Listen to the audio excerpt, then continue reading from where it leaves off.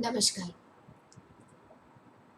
Let us see next part of the cell, specifically endomembrane system, that is Golgi apparatus. Golgi apparatus, जैसे मैंने आपको बताया कि इसके लिए भी जो ट्रांसपोर्ट वेसिकल्स आते हैं वो एंडोप्लाज्मिक रेटिकुलम से आते हैं और वो जुड़ जाएंगे उसके सिस एंड को। सिस एंड ये कॉन्वेक्स रहता है और वो न्यूक्लियर मेम्ब्रेन या एंडोप्लाज्मिक रेटिकुलम के तरफ रहता है। उसका जो ट्रांस एंड है वो प्लाज्मा मेम्ब्रेन की तरफ रहता है। Trans end is present towards the plasma membrane and cis side is present towards the nuclear membrane. इस तरीके से होता है। This is Golgi apparatus and it is getting its material from SER as well as RER। इसका पूरा connection SER और RER से रहता है।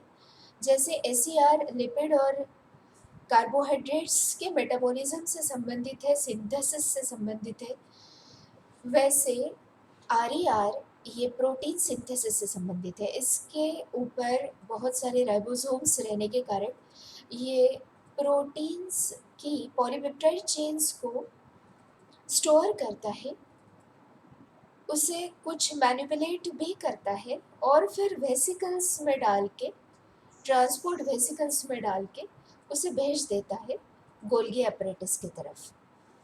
तो इसी से संबंधित RER और SER से ही संबंधित ये गोल्गी कॉम्प्लेक्स है।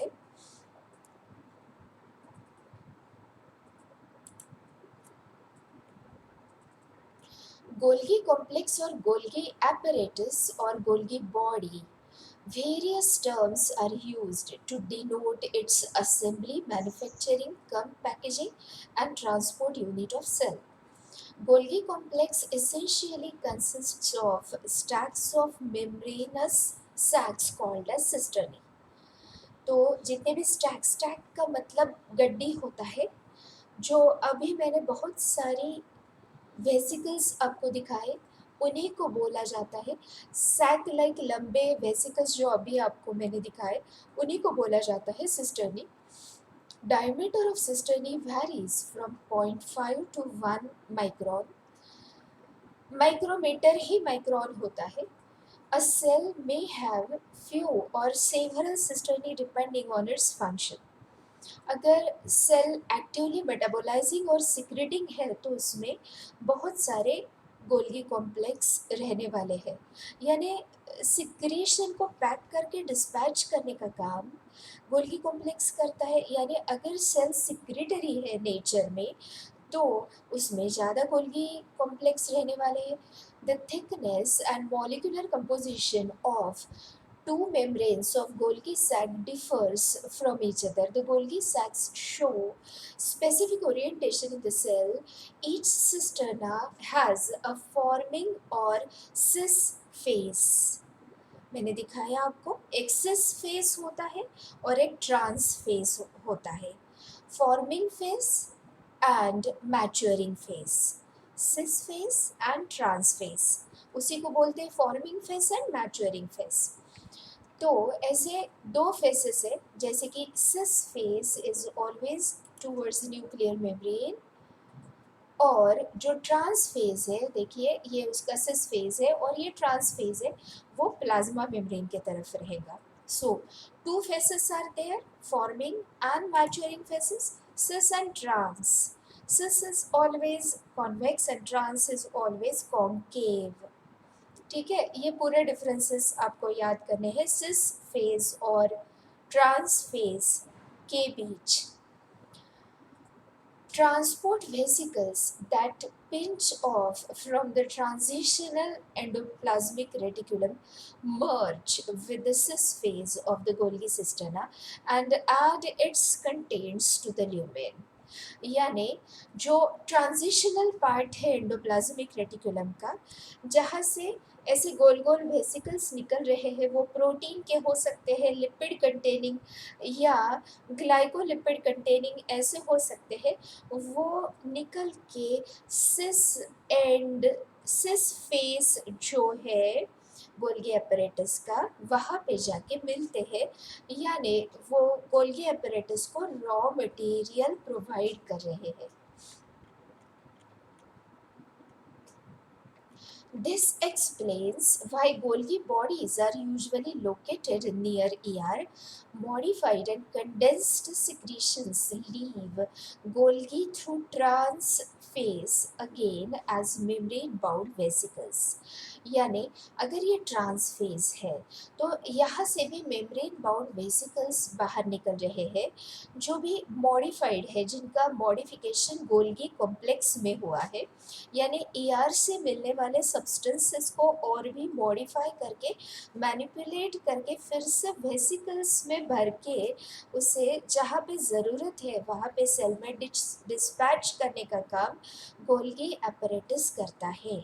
लाइसोसोम का ओरिजिन भी गोल्गी apparatus है, जो लाइसोसोम्स में बहुत सारे हाइड्रोलाइटिक एंजाइम्स होते हैं, तो ये सभी गोल्गी कॉम्प्लेक्स में ही बनते हैं। लाइसोसोम का ओरिजिन है Golgi complex. Golgi body carries out two types of functions: modification of secretions of ER and production of its own secretion।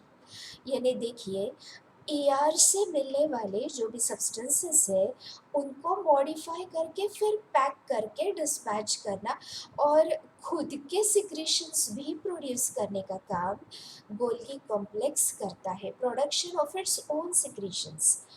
दो फंक्शंस मैंने आपको गोल्गी कॉम्प्लेक्स के बताए।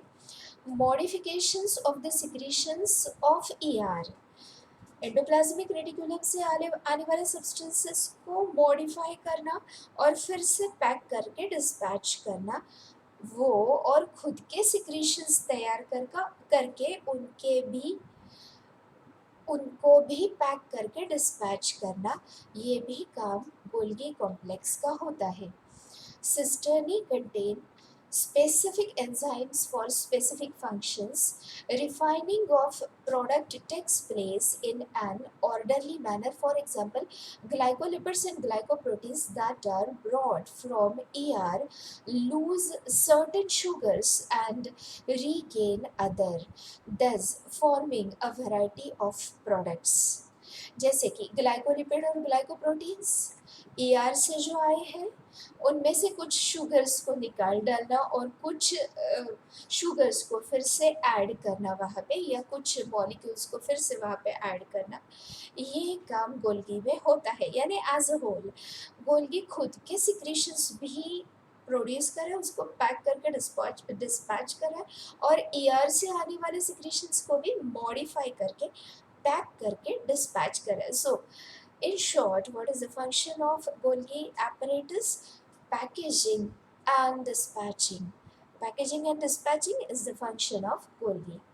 Golgi bodies also manufacture their own products. Golgi bodies in many plant cells produce non-cellulose polysaccharides like pectin. ये बहुत important है। ये non cellulosic polysaccharide, हर एक शब्द अगर आप स्टेट बोर्ड और एनसीईआरटी के करते जाते हैं ना, तो किसी भी हालत में हर एक कंसेप्ट आपको जो प्री मेडिकल एग्ज़ाम्स के लिए लगता है वो क्लियर होते जाएगा। Every concept will be cleared here. देखिए, यहाँ पे क्या बताया है कि cellulose is polysaccharide, but apart from them pectin is also polysaccharide which is present in the cell wall. Cellulose as well as pectin both are polysaccharides. Cellulose के अलावा भी जो पेक्टिन रहता है उसका मैन्युफैक्चरिंग गोल्गी बॉडीज में होता है। पेक्टिन भी सेल वॉल का ही हिस्सा होता है। What is present in the cell wall of plant cell? Cellulose as well as pectin. Primary cell wall में तो सेल्यूलोज ही रहता है, लेकिन सेकेंडरी सेल वॉल में पेक्टिन का कॉर्नर्स पे डिपोजिशन होना शुरू होता है कोलेनकाइमा में, मैंने आपको पढ़ाया है ये। मैन्युफैक्चर्ड और modified all products of Golgi complex leave cisternae from trans face as transport vesicles. अभी दिखाया कि ट्रांसफेज से ये पूरे के पूरे जो ट्रांसपोर्ट वेसिकल्स है वो गोल्गी को छोड़ के जहाँ पे उनकी ज़रूरत है वहाँ पे जाते हैं। सो this is the trans phase and this is sis phase. जो ईआर की तरफ रहता है उसे बोलते हैं सिस फेज, और जो प्लाज्मा मेम्ब्रेन की तरफ रहता है उसे बोलते हैं trans phase. Shipping side of the Golgi apparatus यहाँ पे लिखा है, और यहाँ पे सिस फेज में लिखा है receiving side of the Golgi apparatus। So this is receiving side cis face, shipping dispatching side trans face. तो दो फंक्शंस आपको याद हो गए, एआर से आने वाले मटेरियल को मॉडिफाई, पैक, डिस्पैच, और खुद भी कुछ मटेरियल प्रोड्यूस करना, जैसे कि पेक्टिन जो कि पॉलीसेकेराइड है वो गोल्गी में प्रोड्यूस होता है, उसको भी पैक करके डिस्पैच करना। लेकिन इसके अलावा बहुत इंपॉर्टेंट जो फंक्शन है वो है लाइसोसोम का प्रोडक्शन। लाइसोसोम के लिए लगने वाले बहुत सारे एंजाइम्स भी गोल्गी में प्रोड्यूस होते हैं। Again this is cis and this is trans phase of Golgi. I am showing you various figures so that all things should be clear. This figure is very good, you see. ये true electron microscope photo है इसका, Golgi complex का। और ये जैसे photography से बनाया गया है गोल्गी कॉम्प्लेक्स का पिक्चर। ओके, सो यहाँ पे vesicles arriving from ER they are shown, and vesicles that are dispatched from the Golgi complex, they are shown. Okay, so this is about the Golgi complex. Similar description is given in NCERT book. Hence, sometimes I do not read NCERT book. देखिए, reading इसलिए important होता है क्योंकि बहुत बार line to line questions वहाँ पे दिए हुए हैं। अगर मैं सिर्फ अपनी खुद की भाषा इस्तेमाल करके आपको पढ़ाऊँ तो बहुत बार ऐसे हो सकता है कि एक आध दूसरा शब्द छूट जाए जो आपको याद करना ज़रूरी है। इसलिए मैं खुद की भाषा में भी आपको बताती हूँ, और हम हर बार रीडिंग भी करते हैं, टेक्स्ट बुक का रीडिंग भी करते हैं। और बहुत बार ऐसे होता है कि अगर दोनों टेक्स्ट बुक में सिमिलर इन्फॉर्मेशन दी है तो मैं सिर्फ एक ही पढ़ती हूँ, ताकि हमारा टाइम पास ना हो। टाइम बहुत सारी इन्फॉर्मेशन लेनी है, कम से कम समय में लेनी है। चलो लाइसोसोम की तरफ चलते हैं। वैसे एंडोमेम्ब्रेन सिस्टम के दो पार्ट्स और भी बचे हैं। हमने एंडोप्लाज्मिक रेटिकुलम देखा, उसके बाद गोल्गी कॉम्प्लेक्स देखा, अभी हम लाइसोसोम देखने वाले, उसके बाद हम देखेंगे वैक्यूल्स। ओके, तो लाइसोसोम क्या है? इसमें डाइजेस्टिव एंजाइम्स रहते हैं। डाइजेस्टिव एंजाइम्स को ही हम बोलते हैं हाइड्रोलाइटिक एंजाइम्स। हाइड्रोलाइसिस का मतलब मैं और अच्छे से बायोमॉलिक्यूल्स लेसन में आपको पढ़ाने वाली हूँ। हाइड्रोलाइसिस का इन शॉर्ट मतलब ये होता है कि जो भी लॉन्ग पॉलीमर्स है सेल में उनको पानी का इस्तेमाल करके तोड़ना, by giving water molecule when the larger molecule is lysed or dissociated, then that process is called as hydrolysis. So by addition of water molecule, when the larger molecule is broken down into its units, then it is called as hydrolysis. हमारे शरीर में ऐसे बहुत सारे macro molecules है, बड़े बड़े लंबे पॉलीमर्स है। ज़्यादातर जो ऑर्गेनिक कंपाउंड्स हमारे शरीर में है, जैसे कि proteins, DNA, various carbohydrates, they are polymers, जैसे कि सेलुलोज, पेक्टिन प्लांट्स में होता है, ग्लाइकोजन एनिमल्स के शरीर में होता है, काइटिन फंजाई में होता है। ये सब ही पॉलीमर्स हैं। ऐसे बहुत सारे प्रकार के पॉलीमर्स, अगर पॉलीमर्स देखना चाहे तो hundreds of polymers they are present in any organism. ये लेसन भी आपको केमिस्ट्री में पढ़ना है। सिंथेटिक पॉलीमर्स भी होते हैं, ऑर्गेनिक यानी लिविंग ऑर्गेनिजम्स के भी पॉलीमर्स होते हैं, है ना? तो इनको अगर ब्रेक करना है, अब ब्रेक क्यों करना है? कभी-कभी क्या होता है कि एक आध ऑर्गेनेली अच्छे से काम नहीं कर रही है। जैसे कि यहाँ पे एक माइटोकॉन्ड्रिया दिखा है, ये अच्छे से काम नहीं कर रहा है, तो क्या होगा कि लाइसोसोम उससे एनगल्फ कर लेगा, माइटोकॉन्ड्रिया से जुड़ जाएगा लाइसोसोम और फिर उसका पूरा डिसोसिएशन डाइजेशन हो जाएगा। माइटोकॉन्ड्रिया में रहने वाले सभी मैक्रोमोलिक्यूल्स को डिसोसिएट किया जाएगा। वो प्रोसेस को हम बोलते हैं हाइड्रोलाइसिस, क्योंकि बड़े बड़े मॉलिक्यूल्स जो किसी भी ऑर्गेनिज्म में ऑर्गेनेली में होते हैं, ऑर्गेनिक मॉलिक्यूल्स जो होते हैं उनको कट करके डिसोसिएट करना, कट करना या डिसोसिएट करना, वो ही प्रोसेस हाइड्रोलाइसिस से होती है। तो various hydrolysing enzymes they are present in the lysosome. अगर कोई सेल की ऑर्गेनेली अच्छे से काम नहीं कर रही है तो उसे लाइसोसोम जाके अटैच हो जाएगा और फिर वो डिसोसिएट हो जाएगा और फिर उसमें रहने वाले जितने भी बायोमोलिक्यूल्स हैं उनका रिसाइकलिंग हो सकता है, या फिर अगर वो काम के नहीं है तो एक्सोसाइटोसिस हो सकता है, वो सेल के बाहर निकल जाएंगे। ठीक है, तो ये एक चीज़ है। यानी हाइड्रोलाइसिस क्यों करना है, कोई भी बड़े मॉलिक्यूल्स को क्यों डिसोसिएट करना है? क्योंकि पहली चीज़ ये है कि अगर कोई सेल का ऑर्गेनेली अच्छे से काम नहीं करना है तो उसे तोड़ मोड़ करके उसके मटेरियल का रिसाइकलिंग कर लो या बाहर फेंक दो उसका मटेरियल, है ना?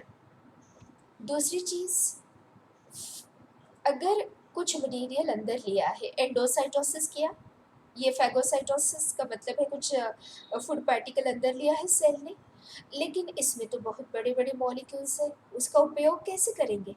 उसको कट करने करके छोटे मॉलिक्यूल्स में कन्वर्ट करना पड़ेगा ताकि इस सेल में उसका इस्तेमाल हो सके। तो उसे डाइजेस्ट करना पड़ेगा, जैसे हम फूड मॉलिक्यूल खाते हैं। तो वैसे के वैसे हमारा शरीर बनता है, जो फूड खाया उससे बनता है क्या? नहीं।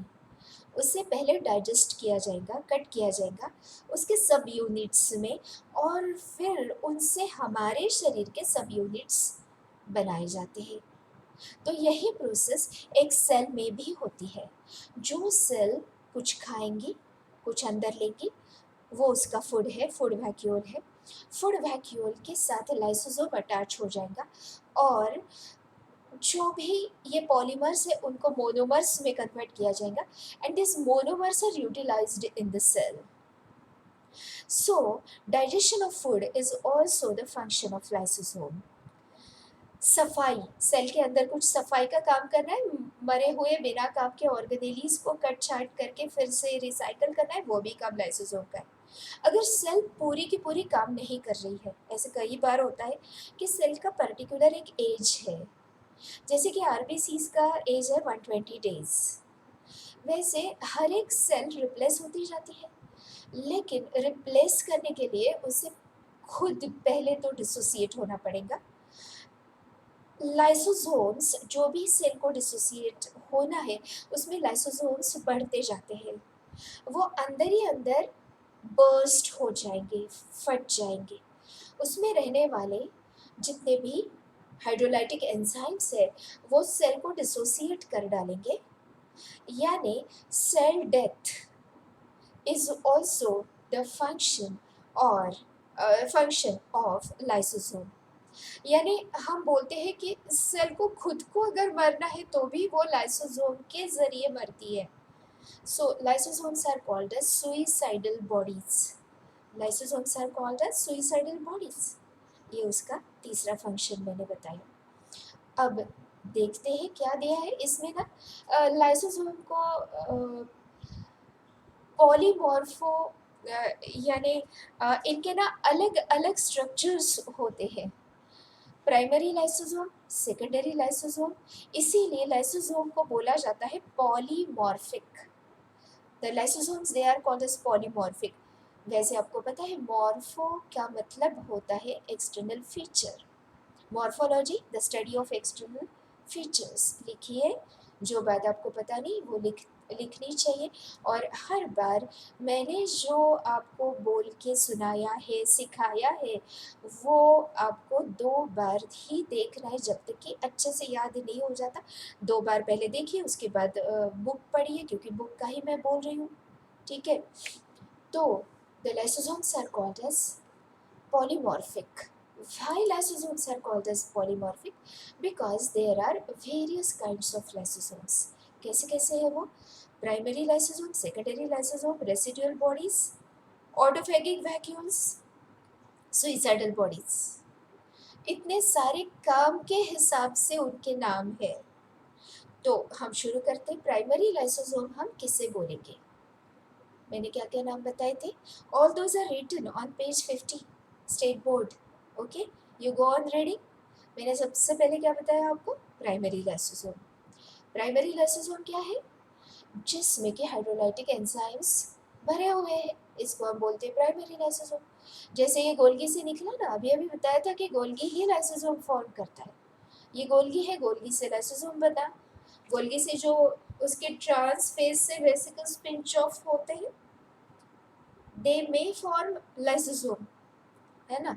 तो लाइसोसोम्स जिनमें सिर्फ हाइड्रोलाइटिक एंजाइम्स है, उनको बोला जाता है प्राइमरी लाइसोसोम्स। ये है प्राइमरी लाइसोसोम जो कि फूड वैक्यूल से अटैच होंगे। फूड वैक्यूल से अटैच होने के बाद उनको बोला जाता है सेकेंडरी लाइसोसोम। और hybrid lysosome which are formed by fusion of lysosome with the endocytic vesicles containing material to be digested. देखिए, इस मटेरियल को डाइजेस्ट करना है अभी, ये फूड वैक्यूल है, इसमें रहने वाले मटेरियल को डाइजेस्ट करना है। तो लाइसोसोम उससे उससे जुड़ जाएगा, अपने हाइड्रोलाइटिक एंजाइम्स इस वैक्यूल में उसे डाल दिए, और फिर ये इसे डाइजेस्ट करेगा। लेकिन जब प्राइमरी लाइसोसोम फूड वैक्यूल से जुड़ जाता है, तो हम उसे बोलेंगे secondary lysosome. Secondary lysosome, primary lysosome containing hydrolytic enzyme attaches with the vesicle in which the material is present which has to be digested. That is called as secondary lysosome. The definition is given here. और मैंने भी 2 बार आपको बताई है। अब चलते हैं residual body के तरफ। फिर से एक बार बताती हूँ। सेकेंडरी लाइसोसोम, फूड वैक्यूल से जुड़ा हुआ primary lysosome, that is called as secondary. Okay, अब जो रेसिडुअल बॉडी है, रेसिडुअल बॉडी का मतलब क्या होता है? जैसे ही फूड वैक्यूल से ये अटैच हो जाएगा और डाइजेशन के बाद उसमें कुछ बचता है कि जो सेल के लिए इम्पोर्टेंट नहीं है, तो वो तो शरीर के बाहर ही डालना है, सेल के शरीर के बाहर डालना है उसे। तो जिस चीज़ को, जिस वैक्यूल को सेल के बाहर डालना है डाइजेशन के बाद, ये इसे समझिए कि डाइजेशन हो गया और इसमें ऐसा कुछ है कि जो सेल के अभी बाहर डालना है, ठीक है? तो हम उसे बोलेंगे residual body. Now what is the definition of a residual body? After the digestion, some molecules they are recycled in the cell, but some molecules are present there which are not of any use to the cell. They must be expelled out of the cell, and such body containing the residual matter which has to be expelled out of the cell is called as residual body. Let us read.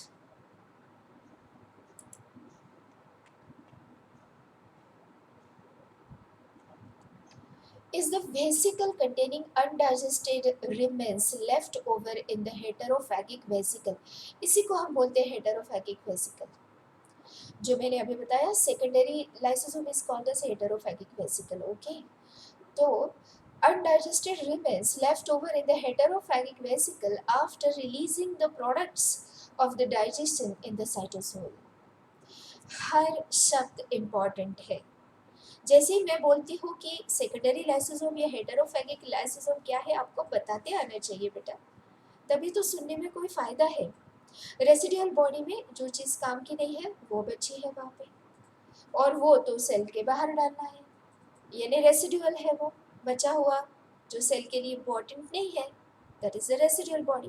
The lysosomes which bring about digestion of cells own organic material like damaged cell organelles are called as autophagic vesicles, suicidal bags. Suicide यानी खुद के vesicles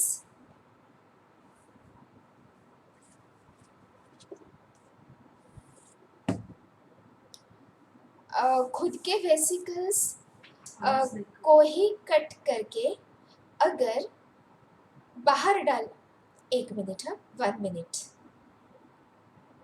तू खाती जा, गेली तर चालेल जा, कोणीतरी आलंय बहुतेक, दार ठोठवतं, सॉरी. हा चलो, हाँ.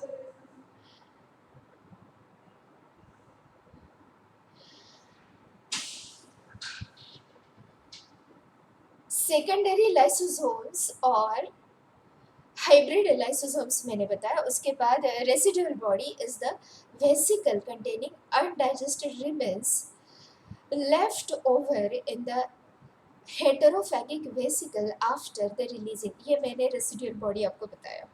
कोई आया है ना, इसलिए थोड़ा सा इंटरप्शन हुआ, सॉरी.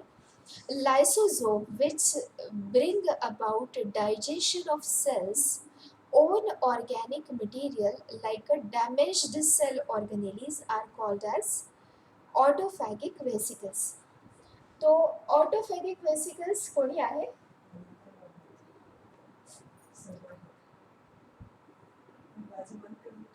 हो. चलो आगे चलते हैं.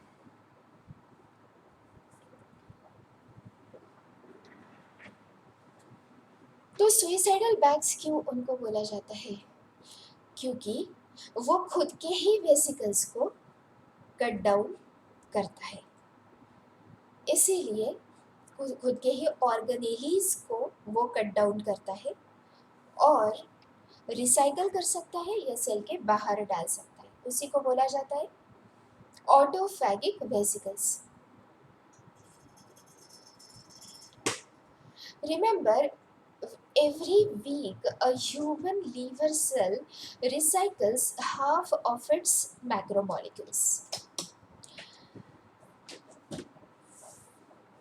Every week a human liver cell recycles half of its macromolecules. इसका मतलब क्या है कि इतने सारे मैक्रोमोलिक्यूल्स को कट करके रिप्लेस करने का काम होता है वहाँ पे.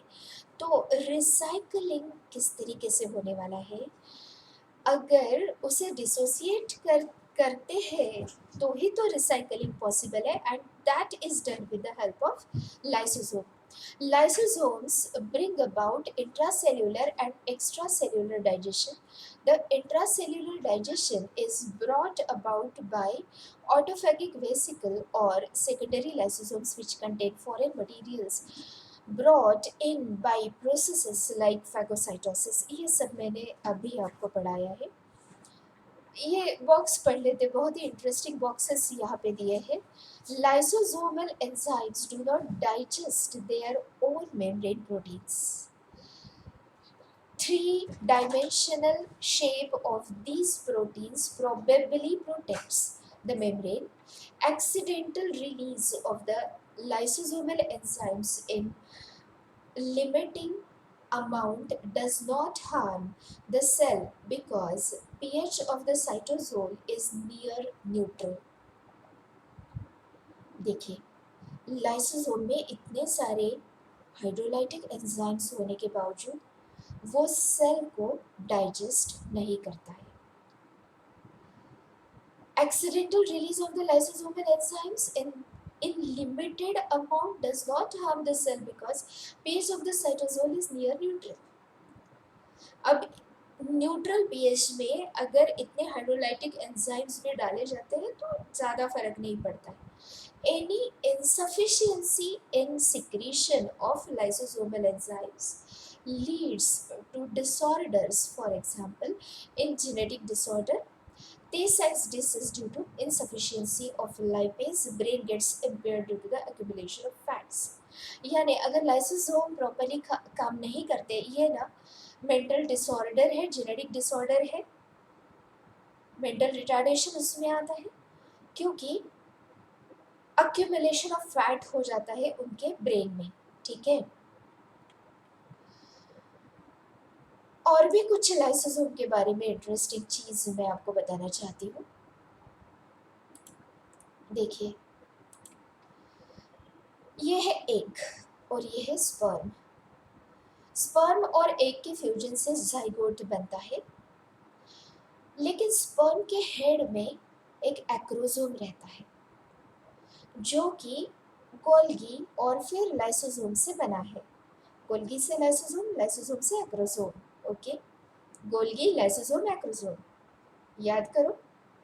गोल्गी apparatus से लाइसोसोम, लाइसोसोम से एक्रोसोम। तो इसमें हाइड्रोलाइटिक एंजाइम है। जो स्पेसिफिक हाइड्रोलाइटिक एंजाइम इसमें रहता है उसे बोला जाता है हाइल्यूरोनिडेज।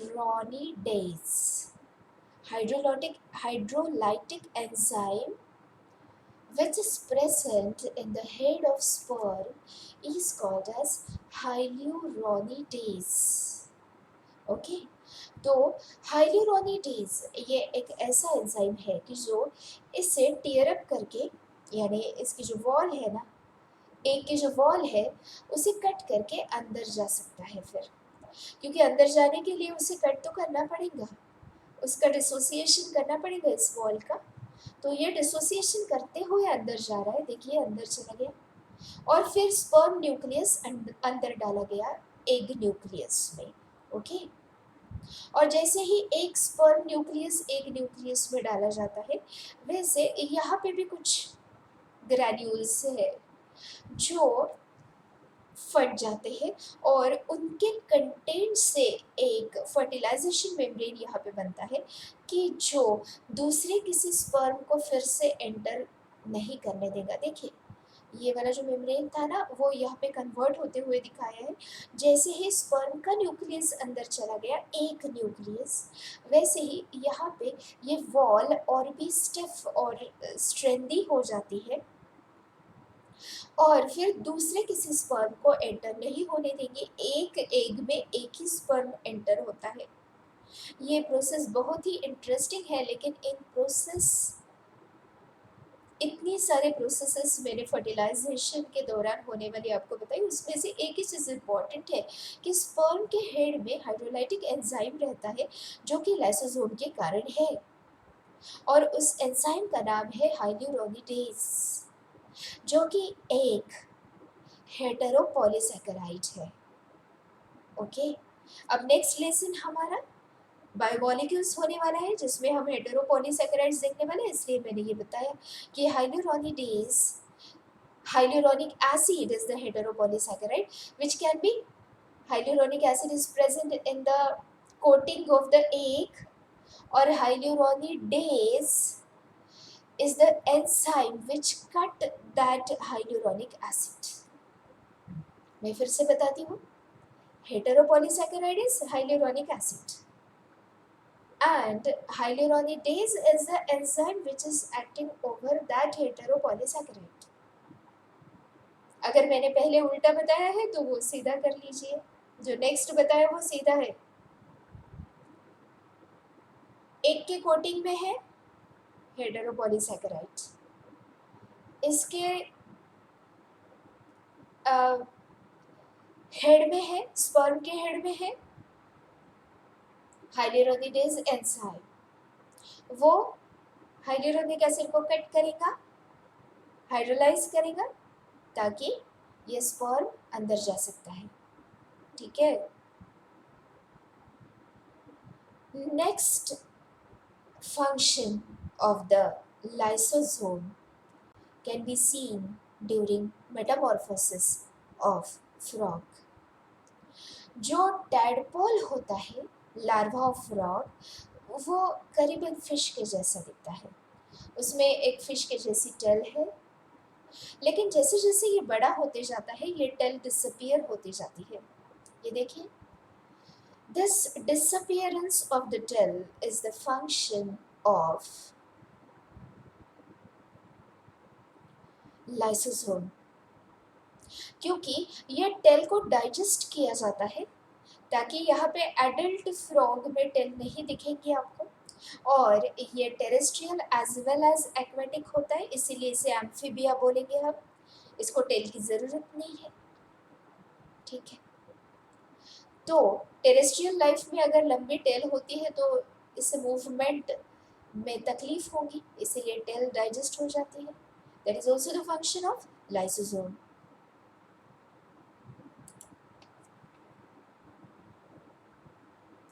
Extracellular digestion is brought about by the release of the lysosomal enzymes outside the cell. For example, acrosome, a cap-like structure in the human sperm, जो अभी मैंने acrosome आपको दिखाया था, is a modified lysosome which contain various enzymes like hyaluronidase. Hyaluronidase is present in the sperm head, and hyaluronic acid polysaccharide present in the coating of egg, which is digested by this enzyme.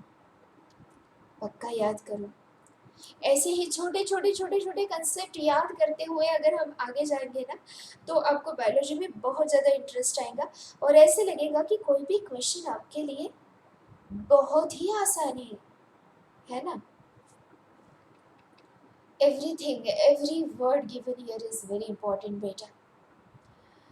These enzymes bring about fertilization by dissolving protective layer of ovum during metamorphosis process found in many organisms. Lysosomal enzymes help in reusing the tissues of redundant organs.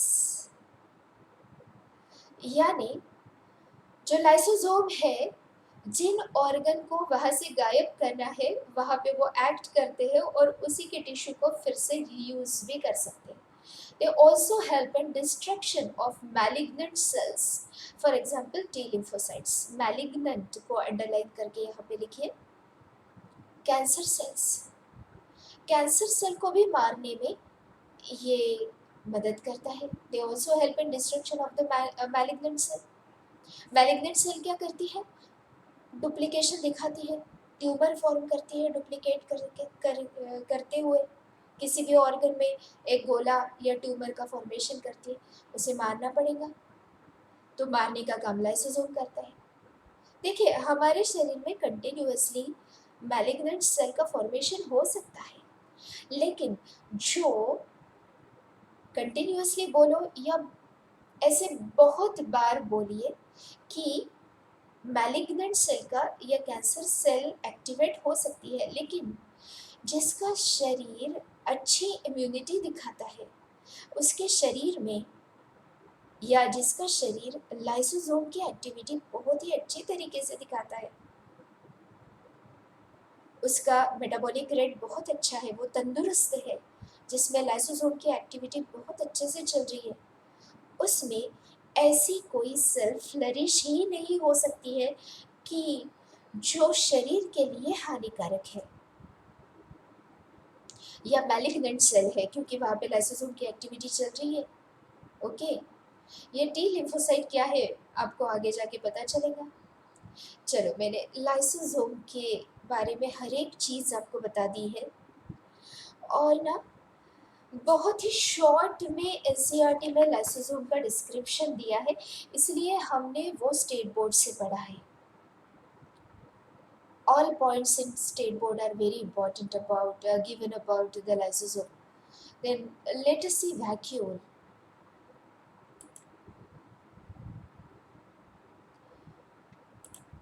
Vacuoles, ये एक ऐसे बड़ा सा organelle है। देखिए, ये जो है ना, ये प्लांट सेल है और प्लांट सेल में सेंट्रली प्लेस्ड एक बड़ा सा वैक्यूल रहता है।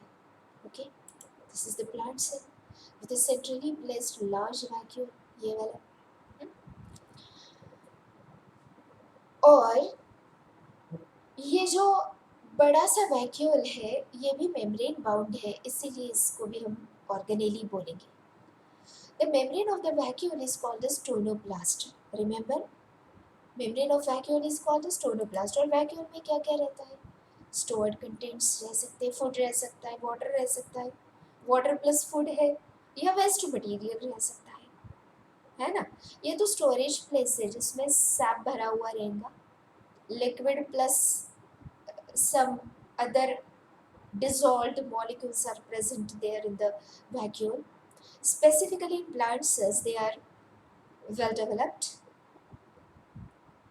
और जब हम एनाटॉमी देखेंगे ना, प्लांट एनाटॉमी, तब अलग अलग स्थिति में प्लांट सेल कैसे अलग अलग प्रकार का वैक्यूलेशन दिखाते हैं वो भी मैं आपको बताऊंगी। जैसे मेरिस्टेमेटिक सेल में जो कॉन्स्टेंटली डिवाइडिंग प्लांट सेल है ना, उसमें बहुत ही छोटे छोटे वैक्यूल्स या वैक्यूल्स उसमें रहते ही नहीं है मेरिस्टेमेटिक सेल में। कुछ छोटे छोटे वैक्यूल्स पैरेन्काइमेटस सेल्स में रहते हैं, लेकिन कोलेनकाइमा जैसे ही हम देखेंगे उसमें बड़ा सा वैक्यूल है सेंट्रली प्लेस्ड।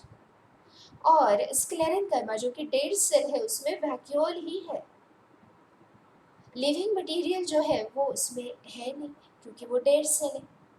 ये सब चीज़ें हम एनाटॉमी में भी देखने वाले हैं, इसलिए यहाँ पे इतना ही।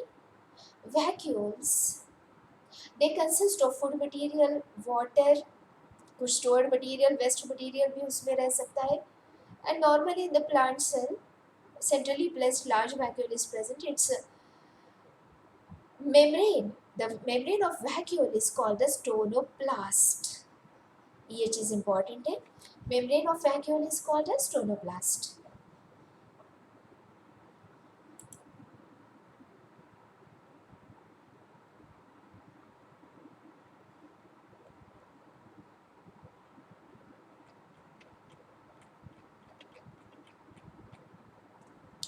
The vacuole, this is NCERT book. Vacuole is the membrane bound space found in the cytoplasm. It contains water, sap, excretory product and other materials not useful for the cell.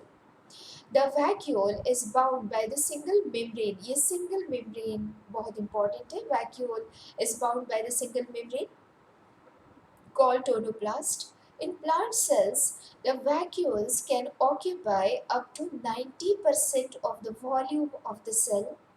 In plants, the tonoplast facilitates the transport of a number of ions and other materials against concentration gradient into the vacuole. Hence, their concentration is significantly higher in the vacuole than in the cytoplasm. This concept is important. Tonoplast facilitates the transport of number of ions and other material against the concentration gradient. इसका मतलब क्या होता है कि अगर cytoplasm में वो material कम है फिर भी टोनोप्लास्ट उसे खींच लेता है और उसे वैक्यूल में जमा करता है। इसीलिए साइटोप्लाज्म में जिन मॉलिक्यूल्स का कॉन्सेंट्रेशन कम है फिर भी वो against the concentration gradient they will go into the vacuole and their concentration in the vacuole will increase. यानी उनका एक्टिव ट्रांसपोर्ट वो करवाता है। Against the concentration gradient means what? Active transport. In amoeba, the contractile vacuole is important for osmoregulation and excretion. Contractile vacuole रहता है amoeba में जो उसके ऑस्मोरेगुलेशन को अंडरलाइन करके आपको लिखना है, regulation of water and ionic content. लिखिए osmoregulation, regulation of water and ionic content. Osmoregulation, regulation of water and ionic content. तो ये क्या करता है? कॉन्ट्रैक्टाइल वैक्यूल क्या करता है? ऑस्मोरेगुलेशन में मदद करता है, क्योंकि अमीबा के या किसी भी यूनिसेल्युलर ऑर्गेनिज्म के, प्रोटोजोआ के, किसी भी ना बोलते हुए मैं बोलूंगी, protozoa means unicellular eukaryotic animal cell. Protozoa unicellular eukaryotic animal. तो यूनिसेल्युलर यूकैरियोटिक एनिमल्स में ज़्यादातर कॉन्ट्रैक्टाइल वैक्यूल्स होते हैं कि जो उनके शरीर के वाटर और आयनिक कंटेंट को रेगुलेट करने में मदद करते हैं। अगर पानी ज़्यादा है अपने अंदर लेके बाहर डाल देंगे, अगर आयन ज़्यादा है अपने अंदर ले लेंगे, ठीक है। In many cells as in protists food vacuole are formed by engulfing the food particle. Protista का मतलब होता है, प्रोटिस्टा इज अ किंगडम। जैसे विटाकर ने 5 किंगडम लिए हैं उनमें से एक है प्रोटिस्टा। तो प्रोटिस्टा में फूड वैक्यूल्स फॉर्म होते हैं। अभी अभी लाइसोसोम में किस तरीके से फूड वैक्यूल फॉर्म होते हैं मैंने दिखाया था आपको। This is food vacuole. Protista में ऐसे फूड वैक्यूल फॉर्म होते हैं। कुछ कुछ मल्टी सेल्यूलर ऑर्गेनिज्म की सेल्स में भी ऐसे फूड वैक्यूल्स फॉर्म होते हैं। तो इसको भी तो हम वैक्यूल ही बोल रहे हैं ना। This is again the single membrane bound organelle. ये भी मेम्ब्रेन बाउंड है, लेकिन यहाँ पे इसे हम टोनोप्लास्ट नहीं बोलेंगे। ये फूड वैक्यूल का जो मेम्ब्रेन है ना, हम उसे टोनोप्लास्ट नहीं बोलते हैं। ये वैक्यूल का मेम्ब्रेन है, यूनिट मेम्ब्रेन है वहाँ पे। But the tonoplast is the bounding membrane present in the plant cell only. Okay? चलो, मैंने वैक्यूल के बारे में आपको बताया। नेक्स्ट पीरियड में हम देखने वाले हैं माइक्रोबॉडीज और जो बचे हुए ऑर्गेनेलीज हैं वो।